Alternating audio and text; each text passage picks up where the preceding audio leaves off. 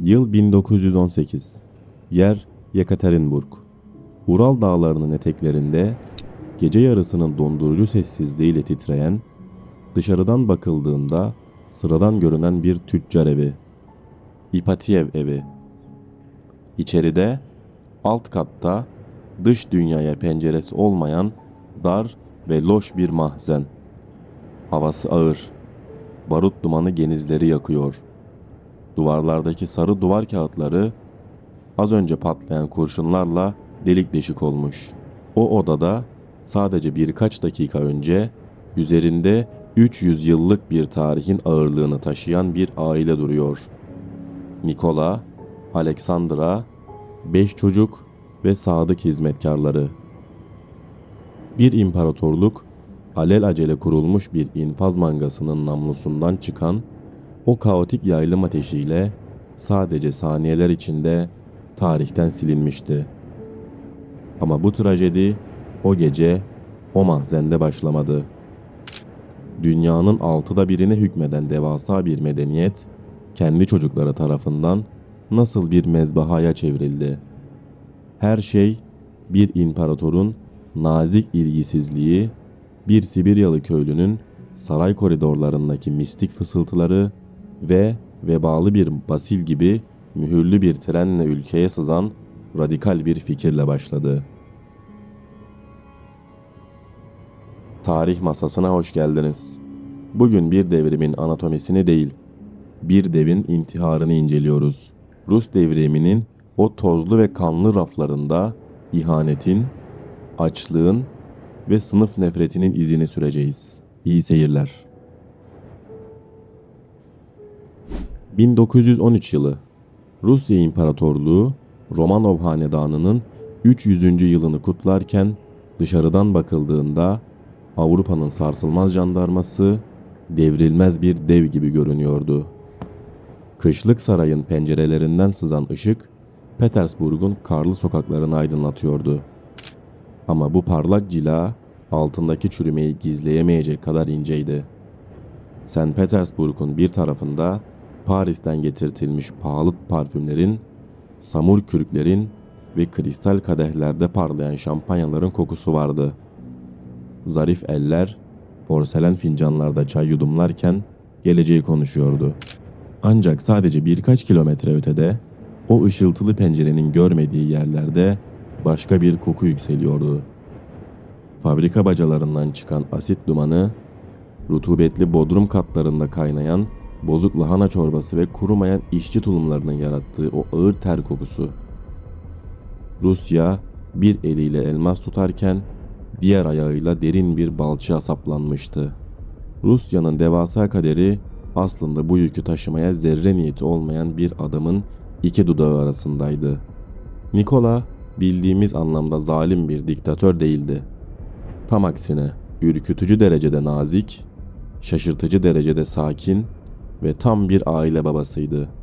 Ama bu sakinlik bir bilgelikten değil, derin bir pasiflikten geliyordu. Bakanı Witte, imparatorluğun ekonomik bir uçuruma sürüklendiğini anlatırken, Nikola konuyu nazikçe değiştirir, dışarıdaki hava durumundan veya avladığı kuşlardan bahsederdi. En sadık hizmetkarları suikasta kurban gittiğinde bile yüzündeki o donuk maske değişmezdi. Onun için her şey Tanrı'nın iradesiydi. Ve bu nazik ilgisizlik yaklaşan fırtınanın en büyük yakıtı olacaktı. 1905'in o karlı pazar sabahında halk küçük baba dedikleri çara isyan etmeye değil, dertlerini anlatmaya gelmişti. Ellerinde silahlar değil, dini ikonalar ve Nikola'nın portreleri vardı.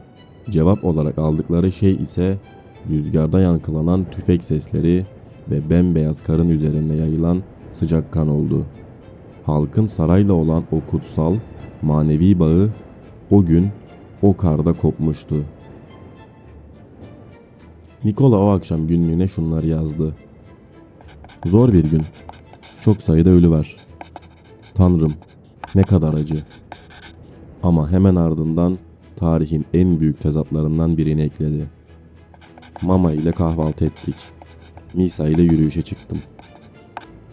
Başkenti bir kan gölüne dönmüş, imparatorluğu çatlamaya başlamışken o rutin kahvaltılarına ve küçük yürüyüşlerine sığındı. Nikola için hayat saray bahçesinin duvarlarında bitiyordu. Sarayın kalbine, en mahrem odalarına sızan bir Sibiryalı köylü. Tıp dünyasının bittiği, bilimin sustuğu yerde Çariçe Aleksandra için bir mucizeydi. Oğlu Alexey'in hemofilisi, yani durdurulamayan kanamaları onu yatağa mahkum ettiğinde bu kirli sakallı ve keskin bakışlı adamın sadece odada durup dua etmesi bile kanı dondurmaya yetiyordu. Artık Rusya'yı Bakanlar Kurulu değil, Çariçe'nin kulaklarına mistik kehanetler fısıldayan arkadaşımız yönetiyordu. Aleksandra cephedeki kocasına yazdığı mektuplarda emirler yağdırıyordu. Arkadaşımız X'in atanmasını istemiyor. Galicia saldırısını ertele. Arkadaşımız rüyasında kötü şeyler gördü. İmparatorluğun kaderi artık Genelkurmay karargahından çıkmış, Rasputin'in dumanlı çay masasına taşımıştı. Rusya'nın yönetim mekanizması mistik bir kanser tarafından içeriden kemiriliyordu. Saraydaki bu mistik oyunlar sürerken Putilov fabrikasının devasa çarkları arasında başka bir gerçeklik şekilleniyordu. Vasıflı bir metal işçisi günde ortalama 1,5 ruble kazanıyordu. Ama bu paranın neredeyse 1/3'ini, yani 40 kopeklik tek bir şişe kırmızı kapaklı vodkaya harcıyordu. Neden mi? Çünkü ayık kafayla katlanılabilecek bir hayat değildi bu. İşçilerin %60'ının kendine ait bir odası bile yoktu. Bir köşe kiralıyorlardı. Bazen bir yatağı 3 kişi sırayla kullanıyordu. Maxim Gorki'nin deyimiyle buralar kesif bir ter, ucuz tütün ve rutubetten asla kurumayan ıslak çamaşır kokuyordu. Bu karanlık barakalar dışarıda sessizce öfke kusuyor. Sosyal patlama için gereken tek şey o barutu ateşleyecek küçük bir kıvılcımdı. O kıvılcım Sibirya'nın derinliklerindeki Lena altın madenlerinde çaktı. İşçiler kendilerine yemek diye verilen bozuk at etini reddettikleri için kurşunlandığında İçişleri Bakanı Makarov tarihe geçen o kibirli cevabı verdi. Böyle oldu, böyle olacak. Bu yüzden Rus halkı artık adaleti saraydan beklememeyi, onu kendi elleriyle söküp almayı öğrendi. Sarayda bir Alman kadın ve bir papazın ülkeyi sattığı dedikodusu sadece sokakları değil, kışlalardaki orduyu da zehirlemişti. Sokaktaki her adam, cephedeki her nefer artık aynı soruyu soruyordu. Bu yaşananlar aptallık mı yoksa ihanet mi?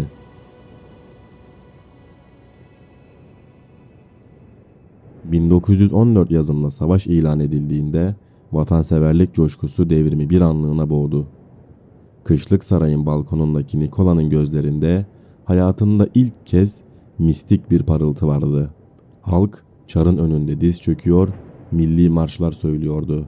Dünya yanmaya başlarken Nikola yine yorulmuş ve yine hava durumuna sığınmıştı. Ama bu vatanseverlik sarhoşluğu çok kısa sürecekti. Cepheden gelecek milyonlarca tabut, patlayan enflasyon ve kışın ortasında boşalan ekmek raflarıyla birleştiğinde bu coşku yerini tarihin gördüğü en büyük öfke seline bırakacaktı. Rusya artık uçurumun kenarındaki son adımlarını atıyordu. 1914 yazında Rusya kutsal birlik rüzgarıyla coşmuştu. Kışlık sarayın balkonundaki çar hayatının en popüler anını yaşıyordu. Ama bu ihtişam yaklaşan fırtınanın üzerini örten ince bir yaldızdan ibaretti. Rusya makineli tüfeklerin ve zehirli gazların dünyasına ayaklarına bez parçaları sararak yürüyordu. Batılı müttefiklerin Rus ordusunu Rus buhar silindiri olarak görüyordu. Berlin'i ezip geçecek devasa bir güç. Ama bu niceliksel dev niteliksel bir trajedinin kurbanıydı. Rus sanayisi askerlerine çorap bile üretemiyordu. Bunun yerine Büyük Pedro'dan kalma Port Yankee denilen ayak sargılarını kullanıyorlardı. Çorap üretmek için karmaşık makinelere ihtiyaç vardı. Portyankı ise herhangi bir kumaş parçasıydı.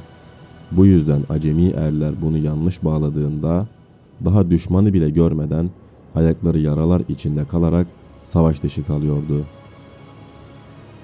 Modern savaşın hızı bu arkaik bez parçalarının arasında eriyip gidiyordu. Tannenberg Muharebesi, kişisel nefretin nasıl ulusal bir felakete dönüştüğünün hikayesidir. Rus generaller Samsonov ve Rennenkampf birbirinden o kadar nefret ediyordu ki birbirlerine yardım etmek yerine rakibinin Alman tuzağına düşmesini izlediler. Ancak asıl skandal teknolojideydi. Rus ordusunun kablosuz telgrafı vardı ama şifreleme protokolü yoktu. Çaresizlik içindeki subaylar tüm harekat planlarını açık metin olarak yayınlıyordu. Almanlar Rusların nereye gideceğini Ruslardan daha iyi biliyordu. Sonuç 170.000 kayıp. General Samsonov karanlık bir ormanda beylik tabancasını şakağına dayadı. Modern savaşın acımasızlığı, eski dünyanın onur kavramını o gece o ormanda infaz etmişti. 1915'te Rus ordusu mühimmat kıtlığı denen bir cehenneme düştü. Almanlar günde on binlerce mermi yağdırırken Rus bataryaları sessizdi.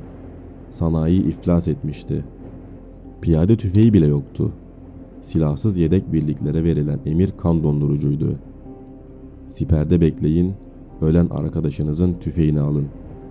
General Denikin askerlerinin taşlarla, sopalarla makineli tüfeklere saldırdığını anlatıyordu. Bu yüzden askerin zihninde o zehirli fikir filizlendi. İhanet. Hükümet onları ölüme çıplak gönderiyordu. Artık düşman sadece karşı siperde değil, Petrograd'daki o sıcak saraydaydı. Ağustos 1915. Nikola hayatının en büyük hatasını yaptı. Başkomutanlığı bizzat devraldı ve cepheye gitti. Artık kaybedilen her köy, ölen her asker doğrudan Çar'ın sorumluluğuydu. Nikola artık yenilginin yüzüydü. O cephedeyken Petrograd'ın anahtarı fiilen Çariç Aleksandr'a ve Rasputin'e kalmıştı. Rusya 18 ayda tam bir bakanlar vodvili yaşadı. Liyakat bitti. Rasputin'e yakınlık tek kriter oldu. Halk arasında Çariçe'ye Nemka yani Alman kadın deniliyordu. Onun Kaiser ile gizli yazışmalar yaptığına inanılıyordu. Monarşinin kutsallığı dedikodu kazanlarında kaynayıp yok olmuştu.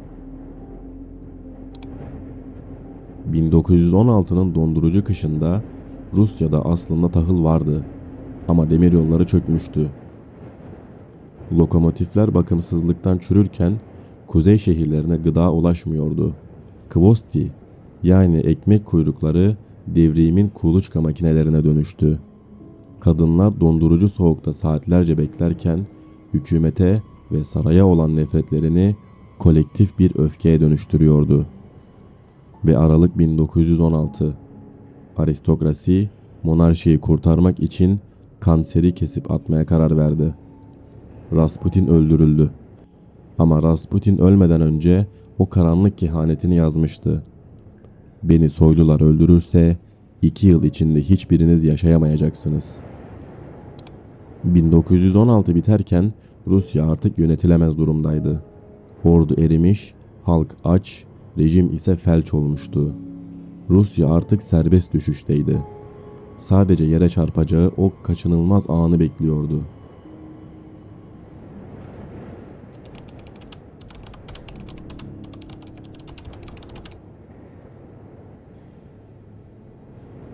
...1917 yılına girildiğinde Rusya sadece cephedeki Alman toplarıyla değil, Zürih'in izbe dairelerinde planlanan soğukkanlı bir iş planıyla kuşatılmıştı. Winston Churchill'in vebalı bir basil olarak tanımlayacağı adam, yani Lenin, sahneye çıkmaya hazırlanıyordu. Ama bu sahnenin arkasında başka bir isim vardı. Parvus. Parvus, Alman İmparatorluğu'na Rusya'yı içeriden çökertmenin mavi kopyasını sattı. Stratejisi netti. Grevler, kaos ve devasa bir finansal ağ. Alman müsteşarı Zimmermann bu operasyon için 2 milyon marklık bir bütçeyi onayladı. Casus romanlarını aratmayan bir sistem kuruldu. Danimarka üzerinden Rusya'ya ilaç ve doğum kontrol ürünü sokan paravan bir şirket. Ama asıl oyun başkaydı. Bu ürünlerin satışından gelen devasa nakit Kopenhag'a dönmek yerine Bolşeviklerin grev fonlarına ve propaganda makinelerine akıyordu. Devrim, Alman sermayesiyle beslenen profesyonel bir operasyona dönüşmüştü. Parvus'un planları Berlin'de işlerken Petrograd sokakları kendi kaotik ritmini buluyordu. 23 Şubat'ta rejimin demir yumruğu sayılan Kazaklar göstericilerin karşısına dikildi. Herkes bir katliam bekliyordu. Ama o gün tarihin akışını değiştiren o psikolojik eşik aşıldı. Kazaklar halka ateş açmadı. Sadece yavaşça atlarını sürdüler ve kalabalığa o sessiz mesajı verdiler. Biz artık sizden yanayız. Çar Nikola ailesine ulaşmaya çalışıyordu ama demiryolu işçileri hatları kesmişti. 2 Mart gecesi Pikov istasyonunda duran o yalnız vagonda Nikola günlüğüne o meşhur ve acı satırı yazdı. Etrafımda sadece ihanet, korkaklık ve hile görüyorum. 304 yıllık hanedan geriye dönük olarak saati değiştirilmiş bir kağıt ve basit bir kurşun kalemle atılan bir imza ile sona erdi. Nikola artık bir imparator değil, sadece bir babaydı. Rusya'da Çar devrilmişti ama savaş bitmemişti. Berlin için işi bitirmenin tek bir yolu vardı. Lenin'i Rusya'ya sokmak. Ancak Lenin Alman yardımı aldığı duyulursa vatan haini sayılacağını biliyordu. Bu yüzden tarihin en garip yolculuğu başladı. Mühürlü tren. Vagonun içinde Alman subayları da vardı. Lenin düşmanla işbirliği imajını yıkmak için yerdeki bir tebeşir çizgisiyle Almanlar ve Ruslar arasına hayali bir sınır çizdi. Kimse o çizgiyi geçmedi. Hatta vagonun tek havalandırmalı yeri olan tuvalet için bile bizzat Lenin tarafından hazırlanmış bilet sistemi kurulmuştu. Lenin uzlaşmaya değil, savaşa gelmişti. Kuluçka süresi bitmişti. Vebalı basil artık Rusya'nın damarlarındaydı.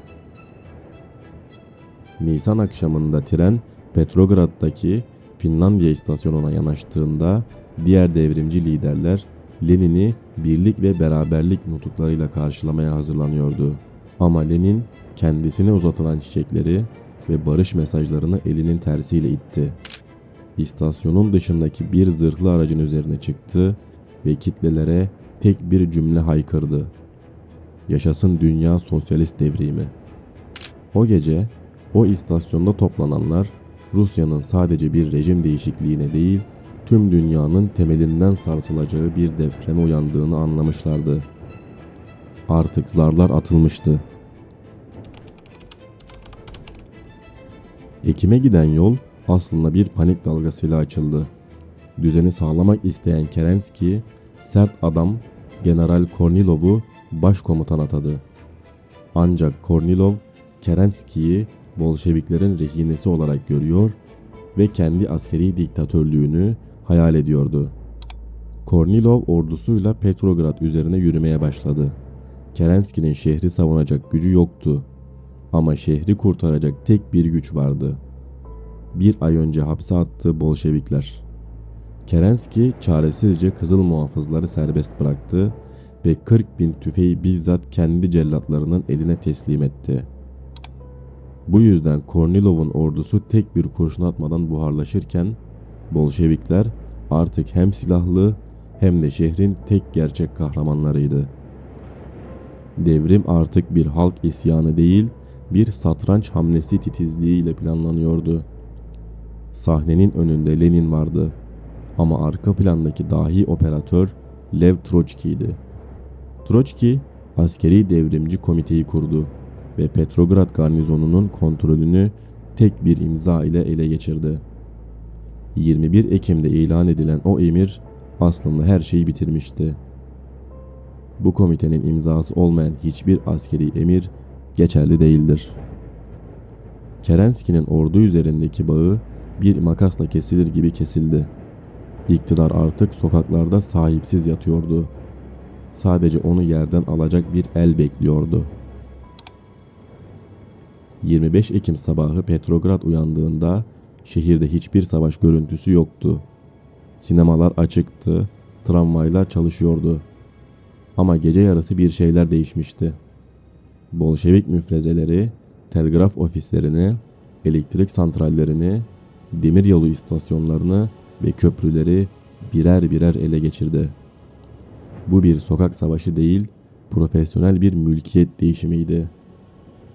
John Reed'in notlarına göre şehir o kadar olağandı ki hükümetin düştüğünü kimse anlamamıştı. Ta ki Kışlık Saray'ın önündeki o sembolik kuşatma başlayana kadar. Büyük hücumlar, binlerce ölü, kahramanca çarpışmalar. Bunların çoğu sonradan kurgulanan Sovyet filmlerinin eseriydi. Gerçekte ise Kışlık Saray savunmasız bir dev gibiydi. Devrimciler açık pencerelerden, bodrum kapılarından içeri sızdılar. Antonov Ovsenko başında dağınık şapkasıyla bakanların sığındığı odaya girdi ve o tarihi cümleyi söyledi. Askeri Devrimci Komite adına hepinizi tutukluyorum. Rusya'daki liberal demokrasi deneyi o gece bir grup bakanın Peter ve Paul kalesine götürülmesiyle sona erdi. Ertesi gün Lenin Smolny Enstitüsü'ndeki kürsüye çıktı.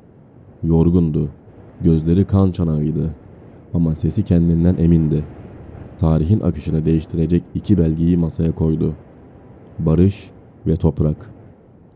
Savaşa hayır dendi. Gizli diplomasi çöpe atıldı. Yüzyıllardır toprağı işlenen ama ona asla sahip olamayan köylüye toprağın artık onun olduğu müjdelendi. Lenin o akşam sadece bir hükümet kurmadı. İnsan kemikleri üzerine inşa edilecek, tüm dünyayı ikiye bölecek yeni bir medeniyetin temelini attı. Zarlar atılmıştı, geriye dönüş yoktu. 1918 Rusyası artık bir ülke değil, Polonya'dan Pasifik'e uzanan devasa, dumanı tüten bir mezarlıktı. Bolşevikler iktidarı almıştı ama onu ellerinde tutmak için sadece düşmanlarını değil, insanlık onurunu da katletmek zorundaydılar. Lenin'in emriyle kurulan ÇK sadece bir gizli servis değildi. O, proletarya diktatörlüğünün paslanmaz çelikten kılıcıydı. Suçluları yargılamadılar. Aristokrasiyi, din adamlarını ve zengin damgası vurulmuş köylüleri birer sosyal kategori olarak yok ettiler. Çeka mahzenlerinden gelen silah sesleri yeni düzenin fon müziği haline gelmişti. Korku artık Rusya'yı bir arada tutan tek tutkaldı. Ve videonun başında bahsettiğimiz o geceye, 17 Temmuz 1918'e dönüyoruz. İpatiev evinin mahzenine infaz timi ateş açtığında beklenmedik ve ürkütücü bir şey oldu. Kurşunlar Çar Nikola'nın kızlarının elbiselerinden kıvılcımlar saçarak sekiyordu. Sebebi mistik bir güç değildi. Kızlar saraydan kaçırabildikleri kilolarca elmas ve inciyi korselerinin içine dikmişlerdi. Mücevherleri onlara o an birer zırh olmuştu. Ama bu zırh sadece acılarını uzattı. İnfazcılar işi süngü ve dipçiklerle bitirmek zorunda kaldı. 300 yıllık Romanov hanedanı mücevher ve kan gölü içinde o gece o mahzende can verdi. Hiç kimse kurtulamadı. Savaş ve köylünün tahılına zorla el konulması 1921'de Rusya'yı tarihin en korkunç kıtlıklarından birine sürükledi. Tam 5 milyon insan öldü. Açlık o kadar derindi ki Samara pazarlarında insan eti satıldığına dair raporlar geliyordu. İdeolojik düşmanları olan Amerika, Herbert Hoover yönetiminde günde 10 milyon kişiye yemek vererek Rusya'yı tamamen silinmekten kurtardı. Ama bu sırada Lenin ve ÇK yardım çalışanlarını casuslukla suçlamakla meşguldü. Ütopya kurulmuştu ama bu ütopya insan kemikleri üzerinde inşa edilen bir distopyaydı. 1924 yılına gelindiğinde Romanovların o şaşalı dünyası artık bir masaldı. Ama devrim vaat ettiği o sınıfsız ve adil dünyayı getirmemişti. Kışlık sarayın yerini Kremlin, Nikola'nın yerini ise çok daha acımasız, çok daha profesyonel bir Kızılçar almıştı. Stalin çoktan partinin tüm sinir uçlarını ele geçirmişti. Lenin'in vasiyeti sümen altı edildi. Rakibi Troçki sürgüne gönderildi. Stalin kendini Lenin'in en sadık öğrencisi olarak pazarlarken Rusya için daha da karanlık, daha da demir yumruklu bir dönem başlıyordu. Köylüye toprak vaat edilmişti ama toprakları devletin devasa çiftliklerine dönüştürüldü. İşçiye özgürlük vaat edilmişti ama grev yapmak vatana ihanetle eşdeğer sayıldı. Rusya bir tiranlıktan kaçarken tarihin en kusursuz ve en teknolojik hapishanesine kendi elleriyle girmişti. Devrim, vaat ettiklerinin tam zıttını inşa eden bir mimara dönüşmüştü. Rus devrimi bize sadece bir rejim değişikliğini anlatmaz. Bize bir toplumun adaletsizlikle nasıl çürüdüğünü, bir liderin ilgisizliğinin nasıl bir felakete davetiye çıkardığını ve de en önemlisi her şeyi yıkıp yeniden yapma tutkusunun nasıl bir yıkıma yol açtığını anlatır. Bugün Kışlık Saray hala yerinde duruyor. Turistler o altın varaklı salonları hayranlıkla geziyor. Ama o salonların görkemi altında yatan 12 milyon cesedin ve o dar mahzendeki kurşun seslerinin yankısını asla bastıramıyor. Tarih bize tek bir gerçeği fısıldıyor. Cenneti yeryüzüne getireceğini iddia eden yollar genellikle cehennemin kapısında son bulur. İnsanlık onuru hiçbir ideolojinin veya diktatörün kurban edemeyeceği kadar kutsaldır. 300 yıllık bir devin bir toz bulutu gibi nasıl dağıldığını birlikte inceledik. Bu dosyada bana eşlik ettiğiniz için teşekkürler. Eğer bu trajik hikaye size bir şeyler kattıysa abone olmayı ve görüşlerinizi paylaşmayı unutmayınız. Bir sonraki tarih dosyasında tozlu rafların ardındaki başka bir hakikatte görüşmek üzere. Şimdilik hoşça kalın.